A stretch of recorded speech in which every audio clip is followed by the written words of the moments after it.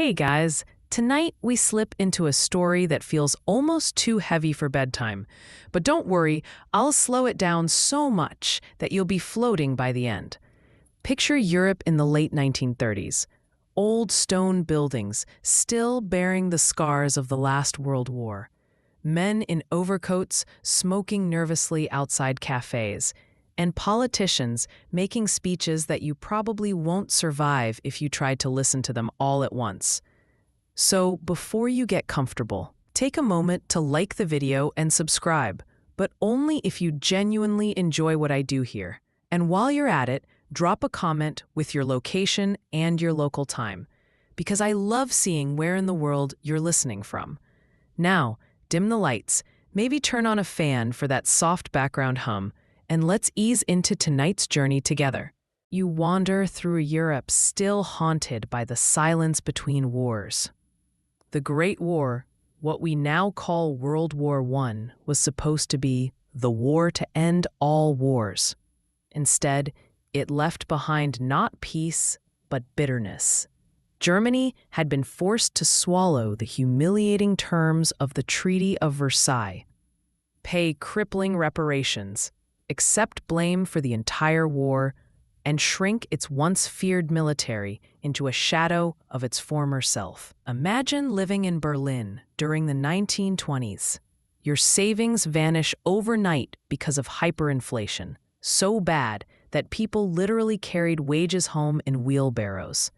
One quirky detail: children sometimes used bundles of worthless banknotes as building blocks for play. Scholars still argue whether this crushing humiliation or the global depression of the 1930s mattered more in setting the stage. But either way, you feel the ground trembling. As the decade ticks forward, Europe looks like a chessboard where every move ratchets up the tension. Italy under Mussolini flexes its muscles in Africa, while Japan quietly builds an empire in Asia. But the loudest storm cloud is gathering in Germany. You stroll past posters, plastered with swastikas, bold promises, and fiery rhetoric. Adolf Hitler, once dismissed as a fringe fanatic, now commands stadiums full of cheering citizens. His speeches strike chords in people tired of unemployment and humiliation. He tells them they deserve more: land, power, respect. His voice echoes like a drumbeat that no one can ignore. At the same time, across the Channel, Britain's leaders cling to a fragile idea: appeasement. If they just give Hitler a little of what he wants, maybe he'll calm down. You find yourself sitting in the stuffy room of Neville Chamberlain, the British Prime Minister, waving a piece of paper signed with Hitler's name, proclaiming peace for our time. It feels absurdly optimistic, almost like a child believing the monster under the bed will leave if you politely ask it to. Meanwhile, ordinary people try to live their lives. Couples dance to scratchy records. Families gather around radios. Farmers sow crops, and kids ride bicycles on cobblestones. Life goes on with a strange mixture of hope and dread. And yet, at night, when you drift past lamplit windows, you sense unease. Military parades march more often. Factories hum late into the evening, and whispers spread that Europe is sleepwalking toward disaster again. One fact stands out. In 1936, Germany openly marched troops into the Rhineland, a demilitarized zone they weren't supposed to touch. The world blinked. But no one stopped them. It was like watching someone break the lock on a door. But instead of calling for help, the neighbors just pulled their curtains tighter. Scholars still argue whether stronger resistance at that moment might have prevented the whole catastrophe. But hindsight always sounds smug, doesn't it? You drift across maps where lines blur and borders harden. Spain erupts into civil war, serving as a grim rehearsal for the larger conflict to come. German and Italian planes bomb towns like Guernica, turning once quiet plazas into fiery ruins. The painting Picasso later makes out of this horror will scream silently for generations. Still, much of Europe hopes the flames will stay contained. As the 1930s slide toward their end, you sense the atmosphere grow heavier. Radios crackle with propaganda, young men train in secret, and rationing of hope begins long before rationing of food. People cling to the idea that another war simply can't happen. It would be too insane, too destructive. But history doesn't care about logic. It just marches forward. By 1939, the storm is impossible to ignore. Germany has swallowed Austria in the Anschluss, added the Sudetenland from Czechoslovakia, and then devoured the rest. Each gulp goes largely unanswered. And now Hitler's eyes fix hungrily on Poland. Britain and France finally draw a line in the sand. Invade Poland, and it means war. You hover there, feeling the world holding its breath, knowing that the storm is seconds from breaking. You stand in the cool September air of 1939, the calendar turning with a sense of inevitability. The morning is quiet, but you can almost hear boots scraping on the soil of Poland as German soldiers march forward. Blitzkrieg, lightning war, that's the name given to this terrifying new style of attack. Tanks roll fast, planes roar overhead, and infantry surges forward in coordinated strikes that overwhelm defenses before they even realize what's happening. You watch as Polish cavalry, proud but outdated, try to resist with horses against steel machines. It feels almost tragic, a medieval knight stumbling into the age of mechanized slaughter. Scholars still argue whether Poland ever truly had a chance, but from where you drift, the imbalance is obvious. The world reacts. Britain and France, true to their word, declare war on Germany. You'd think this might mean an immediate clash, but instead comes a strange pause, remembered as the phony war. For months, the Western Front is eerily quiet. Soldiers dig trenches again, like ghosts of the last war. But instead of constant bombardments, there's waiting. Card games, letters from home, and nervous glances across no man's land.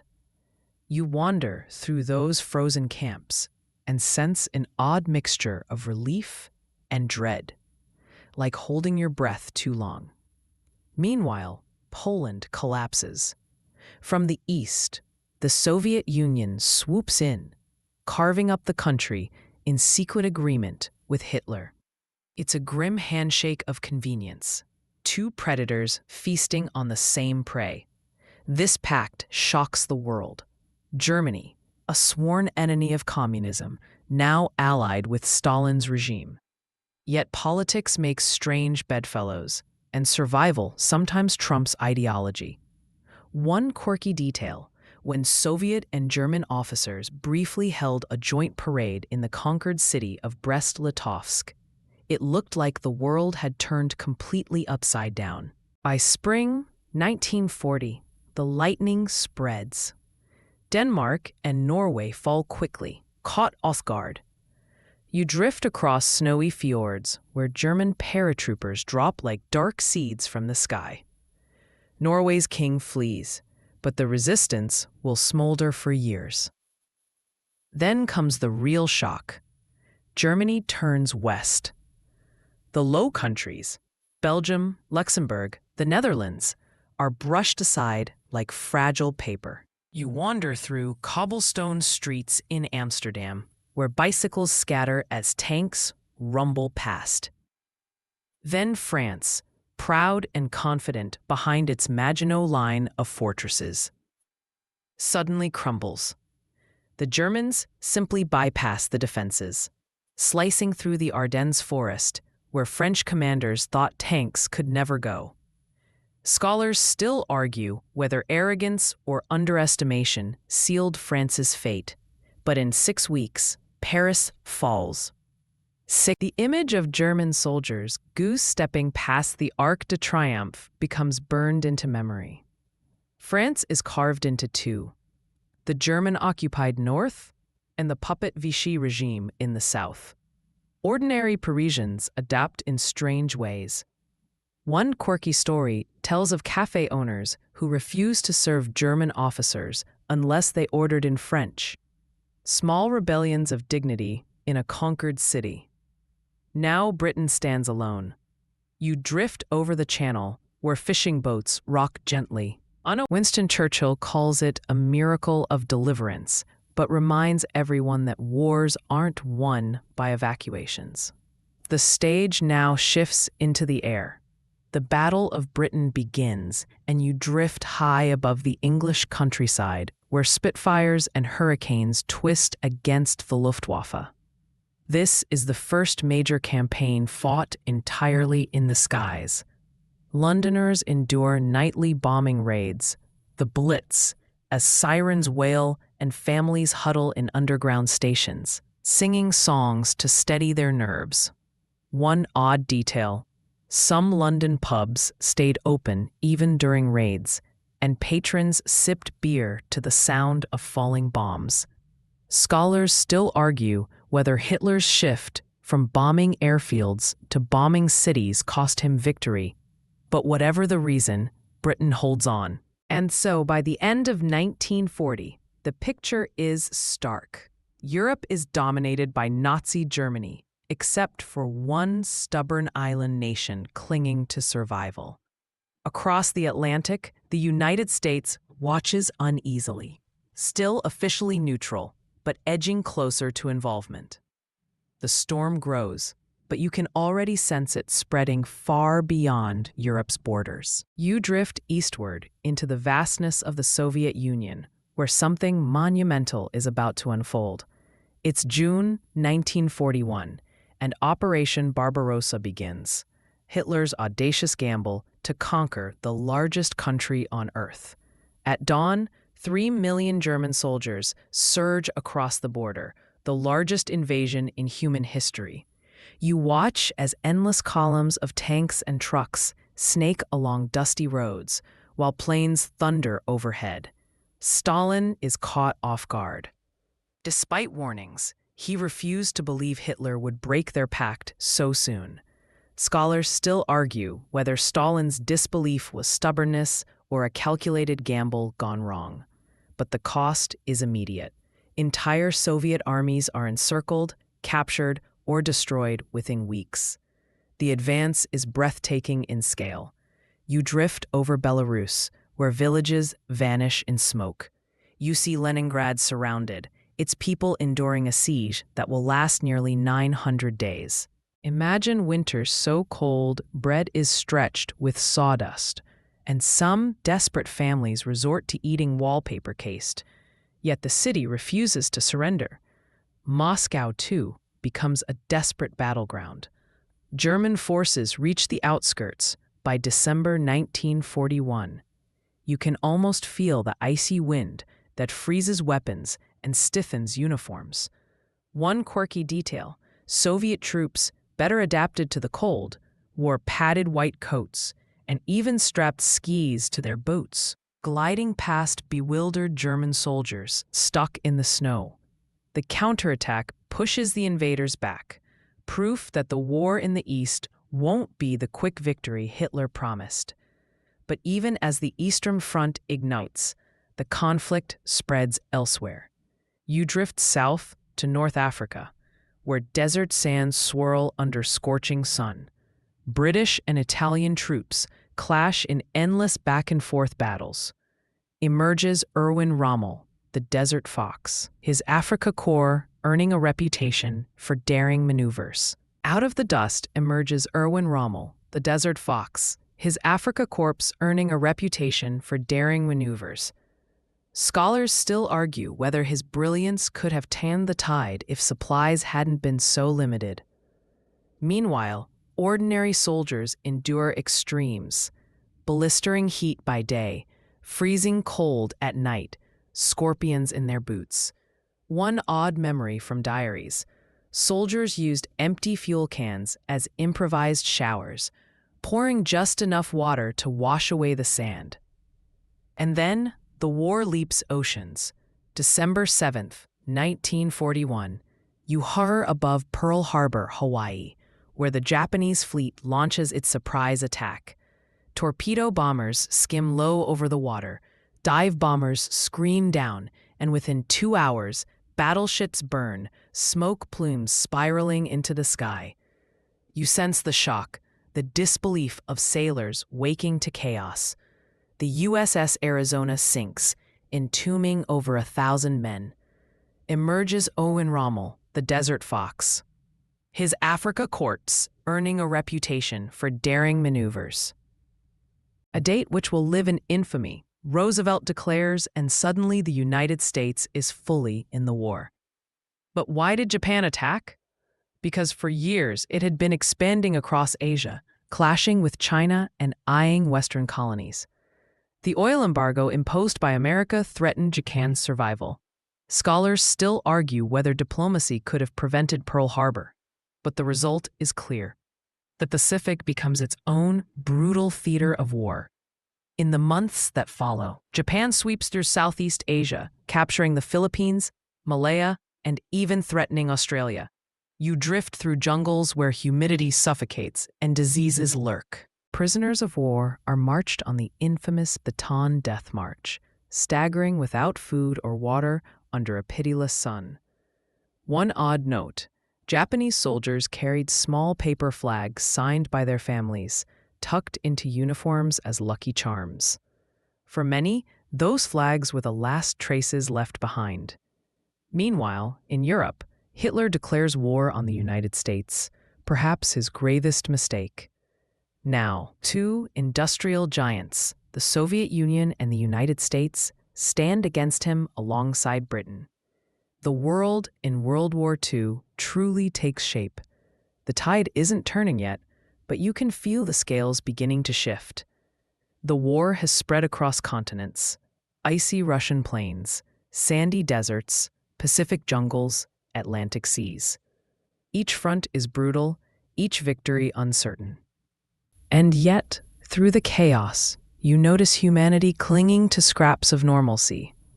Soldiers scribbling letters by candlelight, Londoners sharing tea in bomb shelters, Moscow children carving toys from scraps of wood. Even in the darkest storms, people find ways to hold on to life. By the end of 1941, the war is larger than anyone imagined, a firestorm consuming the globe. And you, still drifting, can't help but wonder how much darker it will get before the dawn. You drift into 1942, and the world feels like it's teetering. Axis powers still look unstoppable. German forces push deeper into Soviet territory. Japanese armies carve through the Pacific, and the Allies cling to fragile defenses. Yet slowly, almost imperceptibly, the momentum begins to shift. First, you hover over the vast Atlantic Ocean. Imagine endless waves, steel gray skies, and convoys of merchant ships sailing from America to Britain, carrying food, tanks, and ammunition. German U-boats lurk beneath the surface, hunting in wolf packs. One by one, ships vanish in explosions, cargo sinking into the deep. For sailors, nights feel endless. You never know if the next torpedo will come for you. Scholars still argue whether Allied code-breaking or improved radar was the decisive factor in beating back the U-boats. But by mid-1943, the Battle of the Atlantic turns. A quirky detail: sailors sometimes carved lucky charms from whale bones or painted cartoon mascots on depth charges, as if humor could tame terror. You then drift toward North Africa again, where the Desert War continues. By late 1942, Rommel's advance halts at El Alamein. Picture searchlights sweeping across sand, tanks grinding forward, and the thunder of artillery echoing for miles. Winston Churchill famously declared, "Before Alamein, we never had a victory. After Alamein, we never had a defeat." You feel the morale shift, tiny but vital. Oddly, soldiers left graffiti on ruined desert forts. doodles of camels, girlfriends, even jokes mocking the enemy. A strange human fingerprint left behind in endless dunes. But the true turning point brews in the east. You drift towards Stalingrad in late 1942, where the frozen Volga River glistens under a pale sun. German troops pour into the city, fighting house by house, room by room. The brutality is staggering. Soldiers fight with knives, clubs, even shovels when ammunition runs low. Civilians huddle in cellars, some scrawling desperate diaries. One odd note: Soviet snipers hid among factory ruins, waiting hours for a single shot, while propaganda leaflets promised every bullet must count. Scholars still argue whether the battle was a matter of strategy or sheer endurance. But by February 1943, the German Sixth Army surrenders. Over 300,000 men lost. You drift among the ruins, feeling the icy silence. For many, this is the moment the war truly turns. Meanwhile, in the Pacific, the U.S. Navy claws back. You hover over the Coral Sea and then Midway, where aircraft carriers duel across vast distances. At Midway, in June 1942, American cryptographers crack Japanese codes, ambushing their fleet. Imagine Japanese carriers erupting in flames, their decks littered with burning planes. One quirky detail: carrier crews sometimes painted giant eyes on their planes, believing it might intimidate enemies. Whether superstition or not, Midway becomes Japan's first major defeat. The tide in the Pacific has shifted, even if the path ahead remains brutal. Further south, you drift into jungles, Guadalcanal. Here, mud sucks at boots, mosquitoes swarm, and food rots before it can be eaten. Soldiers fight not only the enemy, but disease, exhaustion, and the oppressive night sounds of the jungle. A fact often overlooked: more men on both sides die from malaria and dysentery than bullets. Yet slowly, the U.S. secures the island, proving Japan can be pushed back. And then, across oceans, you see the Allies planning something audacious: an invasion of Europe. Not yet Normandy. That will come later, but the stepping stone of Sicily and Italy in 1943. Troops storm beaches under the Mediterranean sun, clambering past barbed wire. Mussolini's regime falters. Battalions grow weary of war, and eventually, the dictator is toppled. Scholars still argue whether Italy's fall shortened the war or prolonged it by opening a new front. But the message is clear: the Axis can bleed. Yet even as battles rage, darker shadows spread. You drift through occupied Europe, where ghettos and camps tighten their grip on Jewish communities. Deportations increase. Whispers of final solutions grow louder. At this stage, many in the wider world don't yet grasp the full scale. But the machinery of genocide is in motion. In Warsaw, resistance fighters smuggle weapons, scribble underground newspapers, and refuse silence. One odd, haunting image: children carving toys from scraps of wood inside the ghetto, pretending, if only briefly, that the world beyond still exists. By the end of 1943, you feel the axis tilting. The Soviet Union pushes west, the Allies gain footholds in the Mediterranean, and Japan suffers blow after blow in the Pacific. The war isn't near its end, but for the first time, you sense hope glimmering. The once unstoppable Axis forces are being pushed back. And you, floating, listening, the most decisive clashes are still ahead. You drift into 1944, and the world feels like it's holding its breath. The Allies have momentum, but victory is nowhere near guaranteed. Every battlefield hums with anticipation, as if history itself is leaning forward to watch what comes next. You start over the Atlantic once again, where ship convoys stretch like dotted lines across the ocean. Supplies from America now flow steadily into Britain. Tanks, aircraft, food, everything an invasion would require. A mainstream fact: by 1944, the United States was producing almost half of the world's weapons, its factories running day and night. You hover above assembly lines, where workers in overalls hammer, weld, and pack crates. A quirky detail: some workers painted lipstick kisses on the sides of bombs, sending love notes to Europe. Scholars still argue whether it was sheer industrial might or battlefield strategy that truly turned the tide, but either way, the stage is set for something massive. And then you see it: Operation Overlord, better known as D-Day. It's June 6, 1944. Dawn breaks over the Normandy coast, pale light reflecting off rough seas. Thousands of landing craft churn forward, filled with soldiers gripping rifles, seasick yet determined. You feel the tension in their knuckles, the salt spray stinging their faces.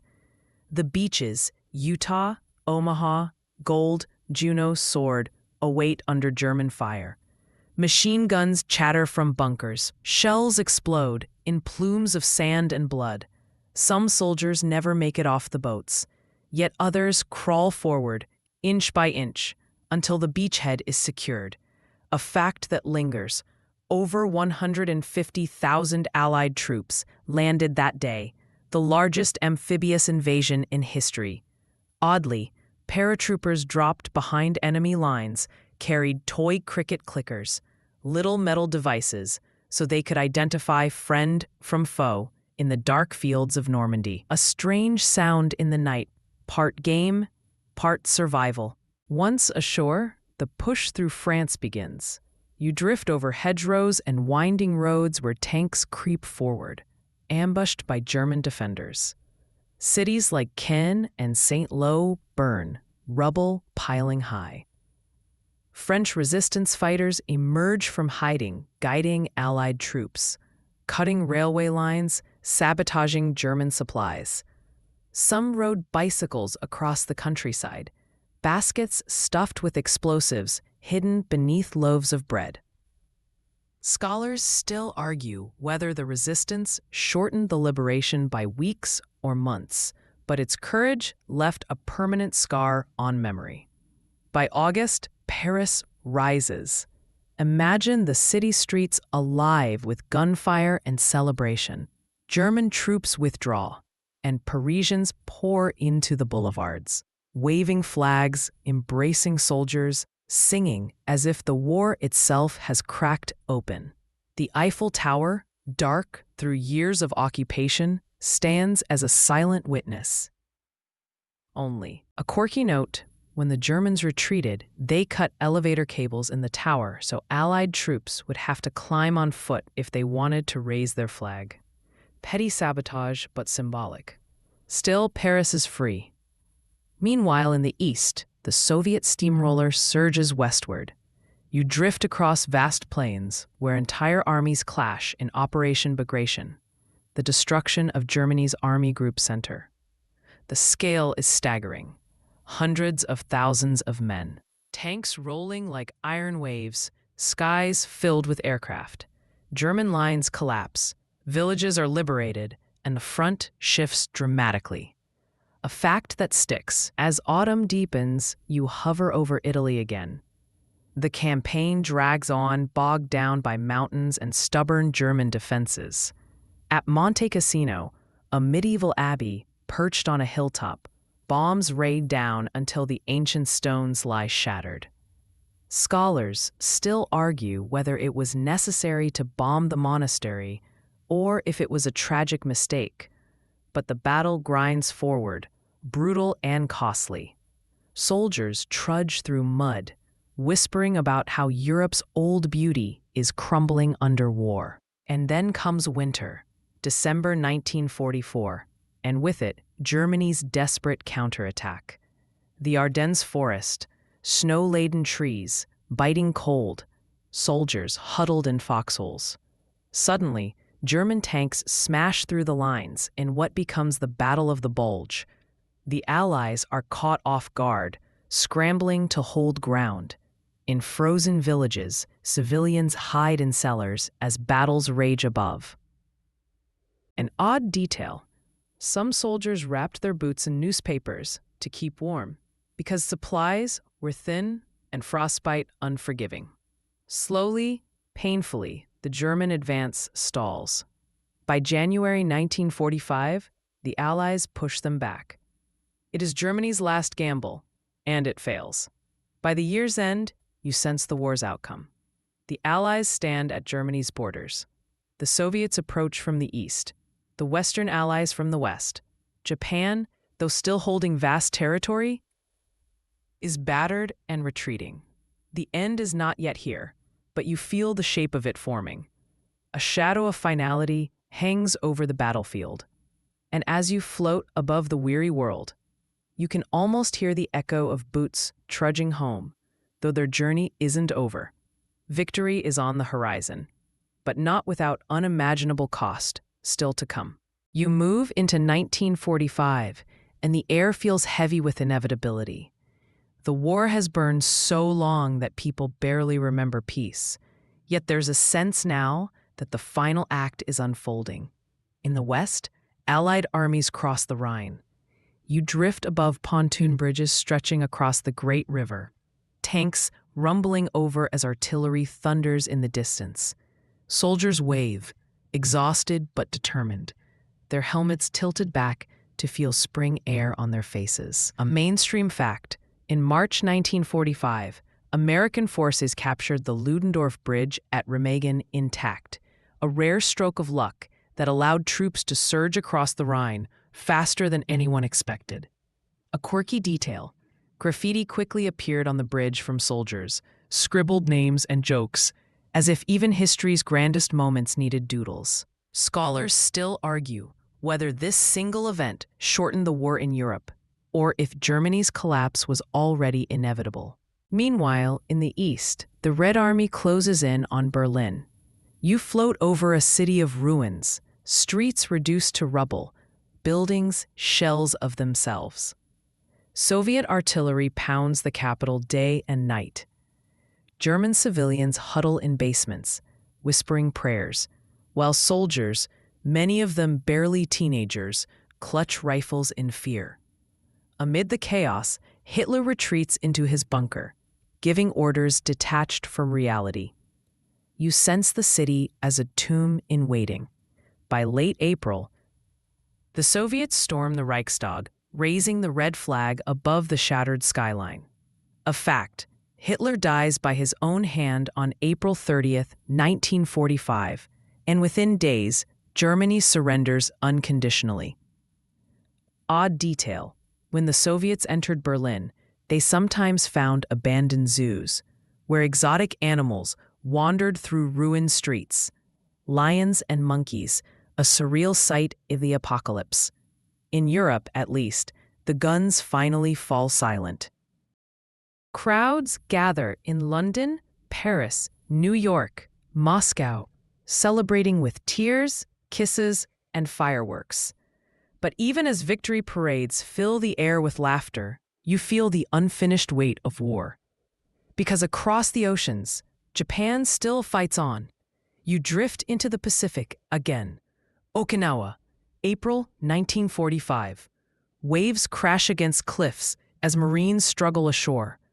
The fighting is brutal, perhaps the bloodiest of the island battles. Civilians are caught in between, some forced into caves, others leaping from cliffs in despair. Kamikaze planes streak from the sky, slamming into Allied ships in explosions of fire. A chilling fact: more than 100,000 civilians died during the battle for Okinawa, a stark reminder of the human cost.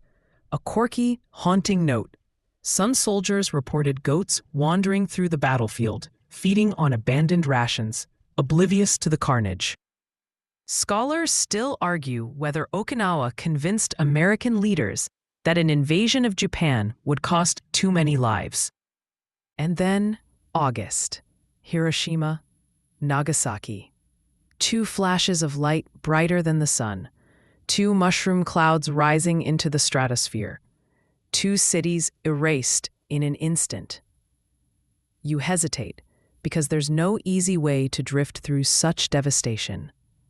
Survivors stagger through ruins, their shadows burned into walls, silence heavier than any gunfire. On August 15th, Japan surrenders. The Emperor's voice, broadcast on the radio, trembles across the nation, his people hearing him speak for the first time. At last, World War II ends. You linger, hovering over a world both relieved and scarred. The map is redrawn. Cities must be rebuilt. Millions of displaced people search for homes. Soldiers wander back into ordinary life, carrying memories they can't shake. And humanity, though victorious, has entered an atomic age where the future feels both limitless and terrifying. The war is over, yet its echoes remain. You drift above the quiet earth, the night sky stretching endlessly, and you know sleep will come more easily now that the noise of battle has faded. And now, as you let the story settle, soften your focus.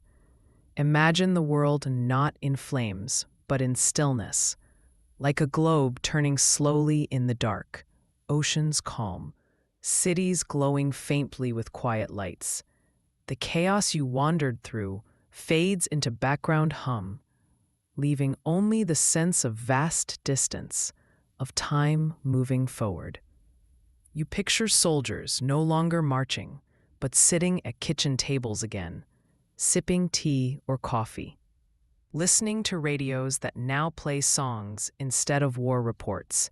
Families reunite, children laugh in courtyards, streets fill with chatter instead of gunfire. The world feels bruised, but it breathes again. Let that rhythm guide your own breathing. Slow, steady. Inhale as if pulling in the scent of fresh spring air after years of smoke. Exhale as if releasing all the weight carried through battles and bombings. The war is behind you now, only a memory drifting further away with each breath. If your mind wants to wander, let it drift to soft images, candles flickering in windows, laundry swaying on quiet lines, the hum of cicadas in summer, or waves breaking gently on a beach that knows nothing of invasions. These are the small human moments that endure, even when history feels overwhelming. Feel yourself tucked into this stillness, where time slows down and nothing urgent waits. You can rest, because the story has reached its end. You've walked the long road through fire and ruin and emerged into calm. So let your eyelids grow heavier. Let your breath stay steady. The war is over and peace is here. Sleep, knowing the story has been told. End of script. Sweet dreams.